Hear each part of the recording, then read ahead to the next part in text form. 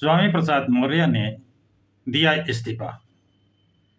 साथियों, और अखिलेश यादव और बड़े नेताओं पर लगाए आरोप। स्वामी प्रसाद मौर्य ने कहा, जब मैंने समाजवादी पार्टी को ज्वाइन किया था तो नारा दिया था 85 और 15 का। मैंने कहा था 85 तो हमारा है, 15 में हिस्सा मेरी हिस्सेदारी है। लेकिन समाजवादी पार्टी ने इस पर कोई काम नहीं किया। उन्होंने भेदभाव का भी आरोप लगाया। उन्होंने कहा, मैंने महासचिव पद से इस्तीफा दिया है और साधारण पद पर रह करके मैं पार्टी को मजबूत करने का काम करता रहूंगा। उन्होंने अपने पत्र में लिखा कि मैंने रामचरितमानस, सनातन धर्म तथा अयोध्या के राम मंदिर तथा प्राण प्रतिष्ठा पर जो बयान दिए उसे लोगों ने विवादित बयान कहा। प्राण प्रतिष्ठा पर भी सवाल उठाए थे, जिस पर समाजवादी पार्टी के सचेतक मनोज पांडे ने उन्हें स्वामी प्रसाद मौर्य को विक्षिप्त मतलब पागल करार दे दिया था।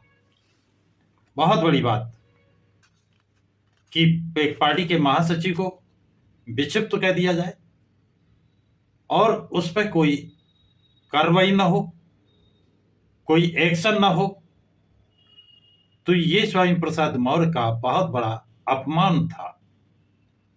ये दर्द उनके अंदर था जो इस लेटर में झलक रहा है कि मैं तो समाजवादी पार्टी को मजबूत करने का प्रयास कर रहा था और उसमें वो जो 15 वाले हैं उन्होंने उसे पागल का विक्षिप्त की संज्ञा दे दी।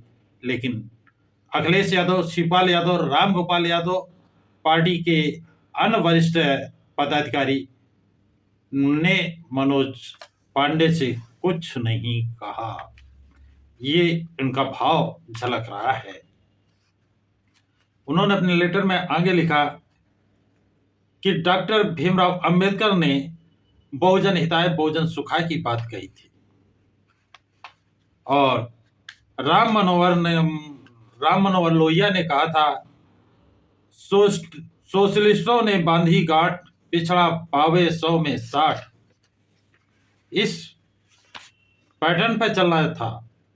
इतना ही नहीं, स्वामी प्रसाद मौर्य आगे अपने लेटर में लिखते हैं, जगदेव प्रसाद कुशवाहा और रामस्वरूप वर्मा ने कहा था, 100 में 90 शोषित हैं, 90 भाग हमारा है। और इतना ही नहीं, वो महानायक मानवर काशीराम साहब का नारा दिया 15 और 85 का बात करते हैं। स्वामी प्रसाद मौर्य कहते, इस अभियान के कारण जो मैंने ये अभियान चलाया था उसका फायदा समाजवादी पार्टी को मिला और इनके पास पहले 45 विधायक थे। मेरे इस अभियान के कारण समाजवादी पार्टी 110 पर पहुंच गई। मेरा अभियान सफल हुआ, लेकिन मुझे विक्षिप्त कहा गया। वो इस बात के लिए धन्यवाद देते हैं कि मुझे बिना मांगे, बिना कहे, बगैर किसी डिमांड के मुझे विधान परिषद मतलब एमएलसी बनाया गया और इतना नहीं, मेरे बगैर मांग के मुझे पार्टी का राष्ट्रीय महासचिव बनाया गया। इसके लिए मैं बहुत बहुत धन्यवाद अखिलेश यादव को देता हूं, पार्टी अध्यक्ष को देता हूं। आगे लिखते हैं, जब मैंने पार्टी का जनाधार बढ़ाने के लिए अनुसूचित जात, अनुसूचित जनजाति, आदिवासियों, ओबीसी को जगाकर वापस लाने का प्रयास किए तो पार्टी के छुटभइये नेता, पार्टी के जब SC ST OBC को जगा करके वापस पार्टी में लाने का प्रयास किया तो पार्टी के छुटभइये नेता और बड़े कुछ नेताओं ने मेरे बयान को, मेरे प्रयास को निजी प्रयास कह दिया। और ये कहकर के मेरे अभियान को, मेरे मिशन को कुंठित करने का काम उन लोगों ने किया और मेरा निजी बयान कह दिया। इस अभियान के कारण मुझे गोली मारने, हत्या करने, तलवार से सिर काटने, जीभ काटने, नाक कान काटने की सुपारी भी दी गई। मेरे हत्या करने, जीभ काटने, तलवार से सिर काटने, इन सब कामों के लिए सुपारी दी गई निकट भविष्य में। इसलिए मैंने इस्तीफा दिया है, लेकिन मैं पार्टी का बिना पद के काम करता रहूंगा।